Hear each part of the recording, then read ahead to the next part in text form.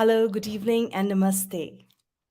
Sanatan Dharma, friends, has intrigued many sages from time immemorial, and it continues to do so in the current era. Sanatan is an ocean of wisdom and inner realization ever since creation came into existence. Several intellectuals, scholars, philosophers are still trying to dive deep into this ocean to find the pearls of knowledge and self realization. Jack Hauck is one such deep diver and seeker who has been associated with Sanatan Dharma since a very long time. Jack is not only an ardent seeker and practitioner of Sanatan Dharma, but he's also a learned Vedic astrologer. He has lectured at various astrology conferences. He's an accountant by profession, and he also has a professional degree focusing on gemology. So please welcome Jack Hauck in our studio. Welcome, Jack. It's a pleasure to have you in the Bharat TV studios. How are you doing? Good. Thank you, Anjalee, for having me. Absolutely. So, I have given a brief introduction of yourself to the audiences, but would you like to say a few more words about yourself? We would like our audiences to know you a little bit more than what I have described to them. Sure. Um, I was born here in the United States in Pennsylvania, and in 1951, and I came out to Arizona to go to college in the late 1960s. So I was involved in the what you might call the hippie era, and then it became sort of the New Age era. And so I've been spending, the last 40 years or so here in Arizona, and I lived in northern Arizona, and then I've been in Phoenix for since 1978. And I've spent many years serving at my local church, and it's been a great sort of base for me. It's really helped me with my life, and it's been a great home for me. So, Jack, one question. Very first question for you. What attracted you to Sanatan Dharma? You just mentioned that you have been going to your local church. So, how do you link Sanatan Dharma and your local church and your interest in meditation? So, if you could please put a little more context around this. Sure. When I was in college, I remember a friend asked me, he said, "Would you go buy this book for me? It's called The Upanishads." I never heard that word before. I knew nothing about it, but I picked it up at a bookstore, and I remember being intrigued by it. And later I read some different books on religion. And then in the early 1970s, I found a spiritual path that focused on Eastern thought, Eastern metaphysics, and it really made a lot of sense to me. And when I found that there were meditation techniques that were in these teachings, and I was able to practice the techniques and started to have some results of some calmness and some peace, interiorization, I said, this is the path for me, and I've been involved with it. And of course, but and I can talk about this with the sense of karma too. Is that I was greatly attracted to Indian culture. Here I was born in the West, and yet I was greatly attracted to Indian culture. I love Indian food, samosas in particular, and just so much about Indian culture, the Indian music. I play harmonium. I played in kirtan groups for many years. I've taken tabla lessons.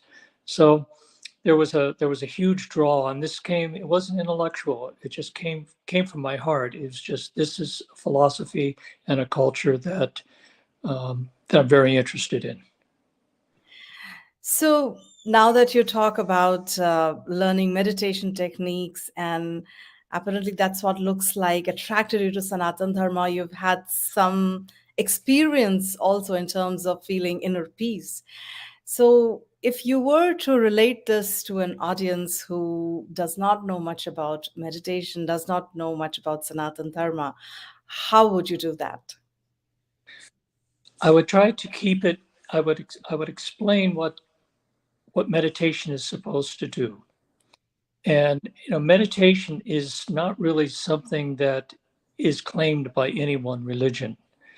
Meditation can be used by any faith. And because what we're taught is that we are the soul, we happen to be living in a human body, but we are a soul, and that our consciousness is a continuum, life, death, that the continuum that our consciousness goes on forever. Um, and with meditation, what happens is that we live in our lives, we live on the surface, if you will, that we live through our senses and we live through our thoughts. And that's basically how most people interact with the world. And what meditation does is that it enables us to quiet the mind and the heart and the life force, and most importantly, the breath, because the ancient rishis in India discovered that the real key to interiorization is if you can control the breath, everything else will come into play. The old saying about if you grab the tail of a cat, you get the whole cat. Well, if you can calm the breath, the rest of the body is going to follow along behind that. And that what the techniques do is that, I mean, how many thoughts do we think in a day? Thousands. But if you start practicing meditation, or it could just even be a very simple little breathing exercise of uh, breathe in for the count of 10, hold for the count of 10, breathe out for the count of 10. Do that 12 times. I mean, really concentrate, really focus on it. And most people will see at the end of that period of time, it might take you 3-4 minutes, that the mind has started to calm down just a little bit. And if you're able through meditation techniques, and you do this gradually over time, you don't get into a 2, 3, 4 hour meditation just as a beginner, but over time, you learn how to go deeper and deeper into meditation. And then you see that there's many, many layers of depth in meditation. And the deeper you go, there's the old saying of the more sugar that you put in the water, the sweeter it is. Well, the deeper you go in meditation, the sweeter the results. Well, very enriching thoughts, Jack, but I would like to understand that. Are these the thoughts that you have collected from the Upanishads? You mentioned that you have read the Upanishads or the Vedas. So, is these techniques that you're talking about, is it something that where do you practice, at your home, in your church, and where did you collect all this information? How did you assimilate it, and how did you translate it into your daily life? Um, the meditation, I mean, the techniques, they came from my church, from my teacher, and the way he taught was that you take these techniques into your life, and it's not something that you're advertising outwardly.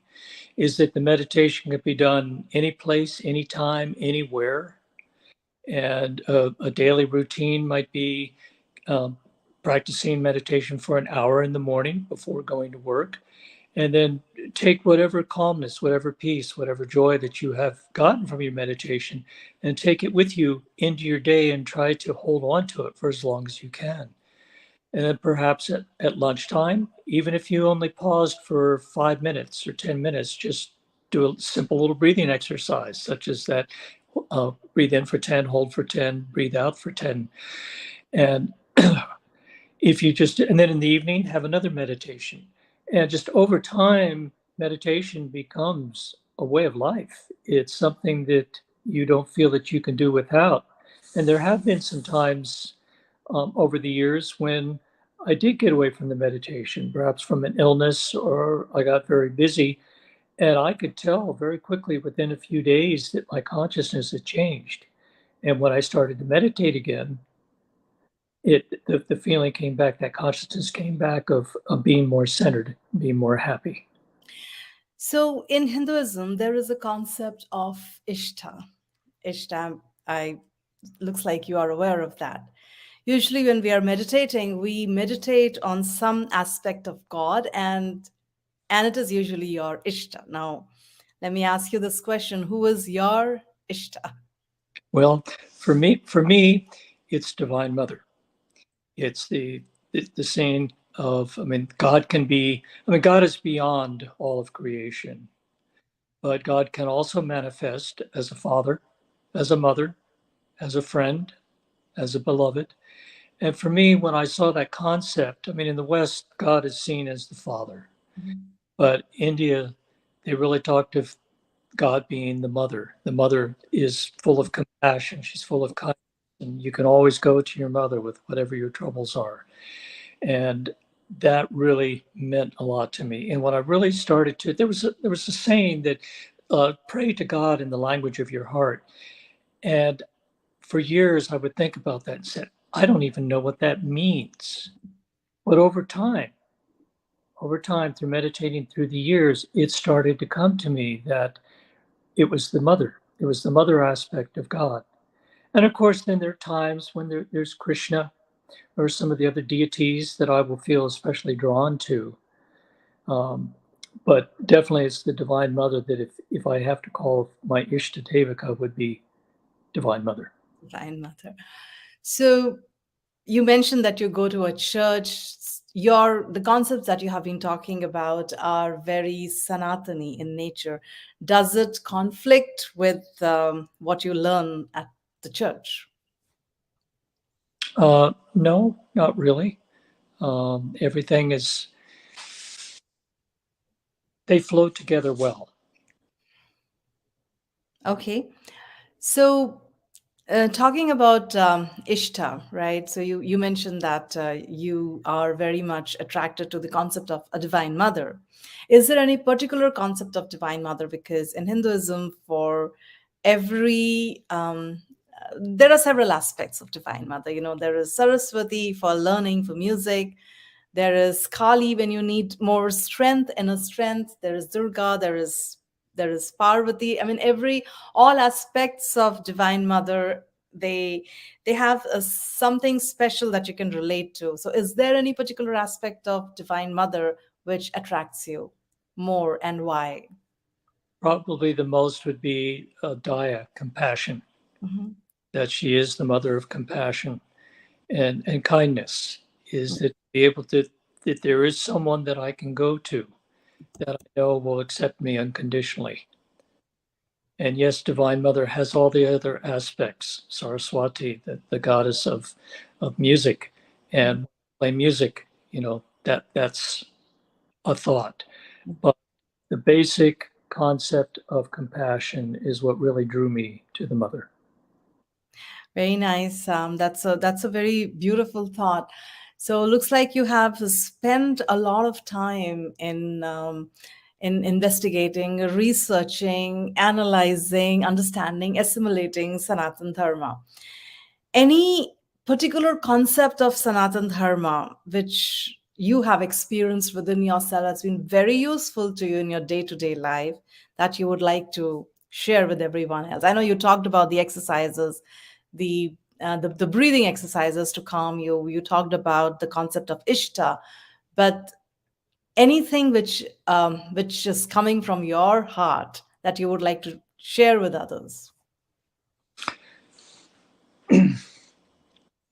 Well, the two basic philosophies that kind of go hand in hand that come from Eastern thought is the concepts of karma and reincarnation, and that they go hand in hand.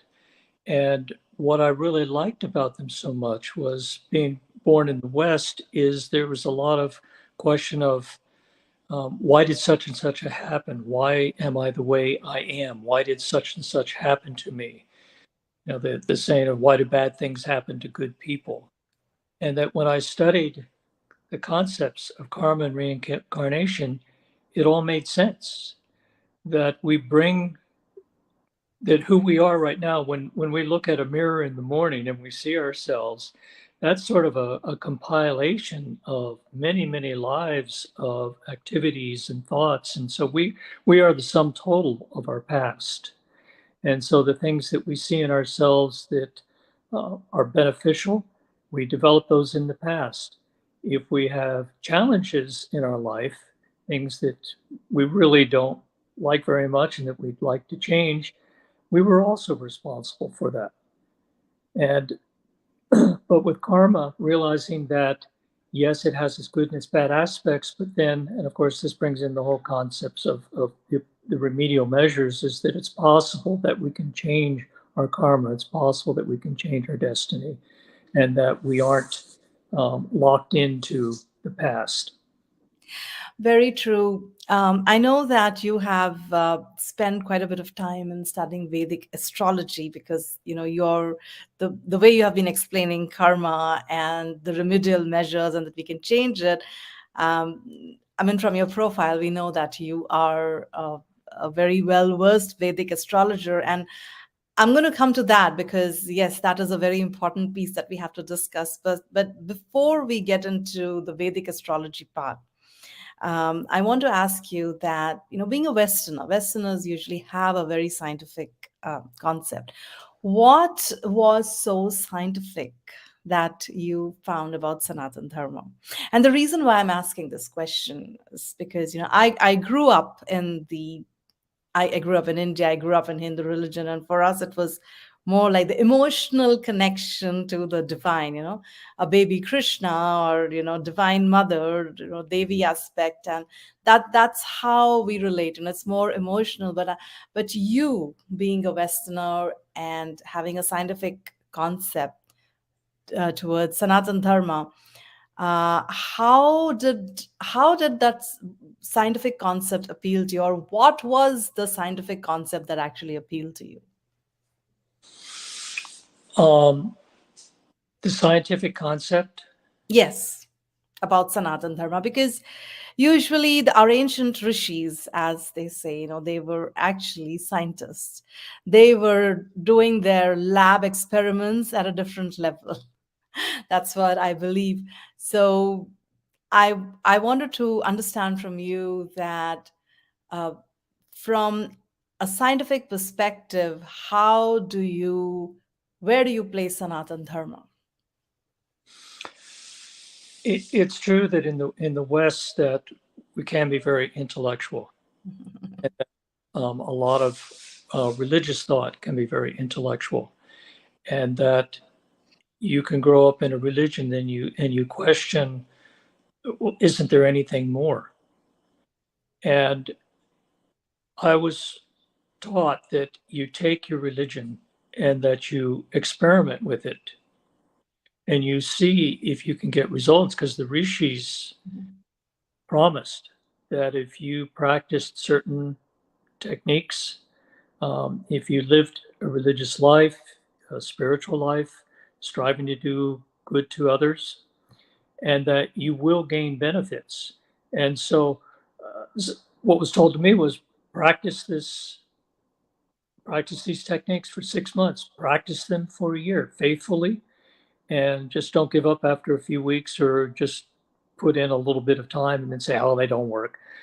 But put in some really good time and see if it has made any change in your life. And I saw that, well before a year, but definitely by a year, I was a different person. And because it said that, our minds are like the old records, and that you can, the needle, it gets into the groove and plays the music.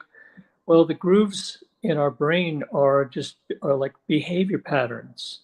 And some of them are good grooves, some of them are challenging grooves, and some of them can be very, very deep and very hard to change. But if you meditate, you're creating a new groove in your brain. You're creating a new groove in who you are. And the more you meditate, and the more the needle wants to go into that groove. Even in the midst of activity, you can still have the consciousness of spirituality within that. Absolutely true. So I have asked you a few questions, Jack, and I'm sure our audience has seen that part of Jack who is a meditator, who is a spiritualist. Now, let me just shift the focus a little bit to the other Jack, who is a Vedic astrologer. And we know that you have done a lot of research in gems, and the very reason why I have you here in the studio, because I have seen your collection of gems in a Vedic Astrology Conference, and it was very, very impressive. Thank So I I think our audience will benefit a lot if you could talk a little bit about your interest in Vedic astrology and your where did your journey towards Sanatan Dharma, how did it get into this, how did this tangent happen towards Vedic astrology? Right. Mhm. Well, I came to it fairly late in life, and I had tried Western astrology earlier in my life, and it it didn't make. I had trouble with it. I had trouble getting into it, and so I put it to the side. And I knew I had had a Vedic astrology reading, and I enjoyed the reading, but I still wasn't interested in the study of it. And then, but just one day, it just happened that I was talking to someone, and I had read in a book about the use of gemstones for astrological purposes. And then I realized that that was connected to Vedic astrology. Mhm. And I picked up a book on Vedic astrology, Mhm. and I started to read it. And I was just amazed. I said, I understand. I mean, not that I understood the astrology part of it, but I understood the philosophy behind it because I had been studying it for at least 20 years. And a lot of the Sanskrit words that were being used is, it made a lot of again, it made a lot of sense to me. And then I started to study. Again, it's just like, where does everything come from? And it's from the past generally. My interest in eating Indian food, my love for kirtan, my love for chanting, Indian style. And so Vedic astrology was the right karmic time. It was something that I'd done in the past. And here I am just picking it up again. But it required a lot of study. So I just have to interrupt here. So when you are saying the past, I just want to clarify to the audience. He does not mean a past now. He's talking about a past life, Correct. Yeah. Past lives. past lives. Yes. And it's the same with playing tabla. I've studied and played tabla for about 10, 12 years now. And I joke that I started 50 years too late.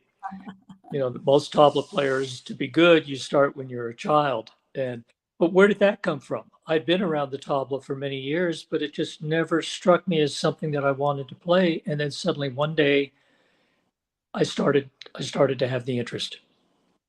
And that came, it was the right time, the right place karmically. And it was, the term is samskara. The Sounds good. samskara, it was the seed karmic tendency that it had to wait for the proper time to be watered and germinated, and then it sprouted forth with my desire to play. So I'm asking you a personal question, and you can choose not to answer. But in your meditations, have you had any insight of your past lives as an Indian or somewhere in India?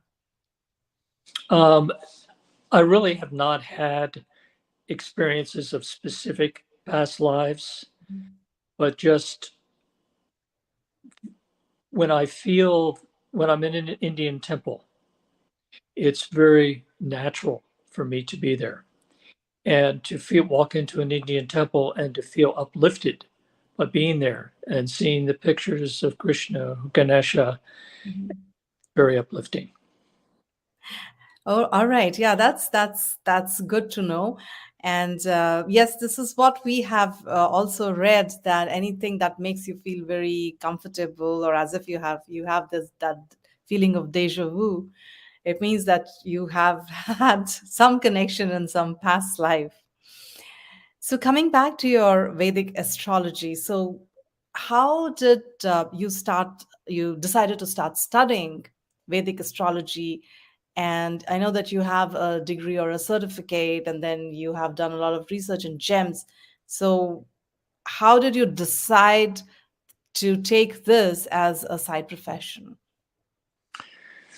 I, as I said, I first came to the interest through the gemstones, and then I realized that once I've been studying Vedic astrology, it was like, well, how do you know which gem to wear? And because there's a principal primary gemstone for each of the planets, and there's some secondary alternative stones. But how do you know which ones are best? And that really pushed me in my study that I really focused on by examining the natal chart, the Rashi chart, that I can look at the planets. And the principal way I recommend gems is I look at the planets that are friendly to the ascendant or the lugna.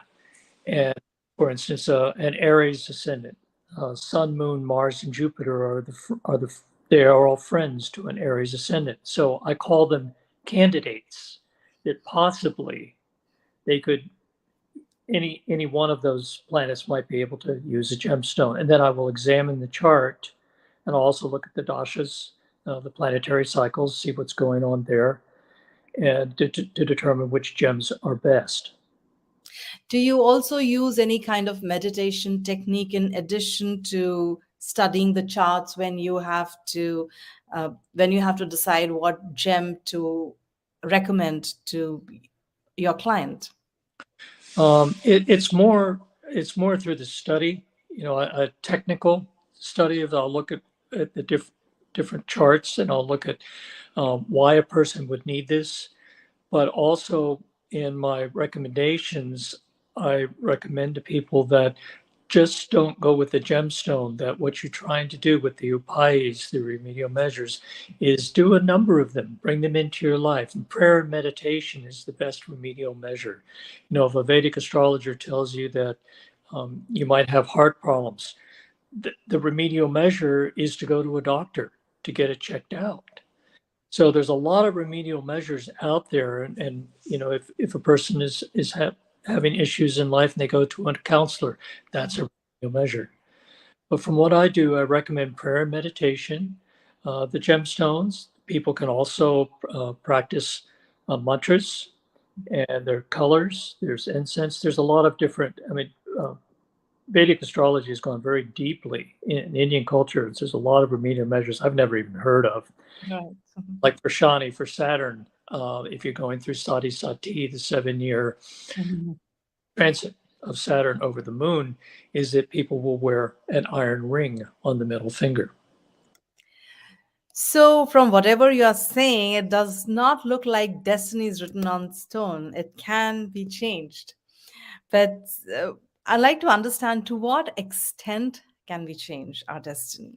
Certain small things here and there, getting a job, or maybe you have been ill for some time, not getting married. Yes, you recommend stones. Let's say, let's say a person committed a murder in a previous lifetime. And can a gemstone change his destiny in this current lifetime? Excellent question. There's a lot of factors involved, and you would have to examine the person and what they're trying to do in this lifetime. They probably would not remember that they did that in a past life, but they might be having struggles this lifetime because of that. And a gemstone in and of itself, I would say that probably would not overcome that heavier karma of having killed somebody in a past life. But if they live a spiritual life and they're striving to do good, and they may have to go through some challenges because of that past bad action, but anything that they're doing now can mitigate, can help to mitigate, can help to nullify those effects. I see. So yes, that's definitely is a very good explanation. But one more important question: where does one draw the line between following proper guidance of an astrologer or superstitious beliefs? All right, let's analogy would be you have some money to invest and you go to a financial advisor and he recommends certain stocks, certain mutual funds, and you take his advice and you invest your financial resources in what he suggested. Um, but with astrology, if you go to an astrologer and he makes some recommendations to you, um, in whether it's investing in stocks or following the advice of an astrologer, you still have to use your wisdom. Still have to say, is this right? That you just don't follow blindly whatever the advice is. With the financial advisor, you might say, well, okay, I like this one stock, but this other one that he suggested, I don't. So don't, it's like you get up in the morning and say, well, should I go to the grocery store today or not? And you call up your astrologer to find out. That's going a little overboard. I know. Want to Very use true. to get some advice on major decisions in life. But whatever advice that you're given, you still have to think about it and say, is this the right thing for me? So, Jack, I think there are a lot, many more questions that I would like to ask you. And Really? I would like to continue this interview in part two. And I know that you have, this beautiful collection of gems. Maybe you can show that to our audiences. So maybe we can keep this for next time, and you can show some more presentations that you already have. Which you wanted to show this time. But since we are very short of time, let's keep it for the next part. But I really thank you, and I appreciate you being a part of our Hindu Voice. And there's a lot of wisdom that I gathered, a lot of pearls of wisdom that I gathered from this interview from you. So thank you so much for being a part of this show. And we'll see you soon next time. Thank you so much. Thank you for having me. Thank Good. you. So, friends, we spoke to Jack Hauck about Sanatan Dharma and received some insights into this ancient science of religion, which is Sanatan. As you can see, Sanatan is indeed a science that is applicable to all humans, just like the law of gravity or Newton's law of motion. We will return with the second part of our program with Jack Hauck focusing on his perceptions on the findings on Vedic astrology. Thank you so much and have a wonderful day.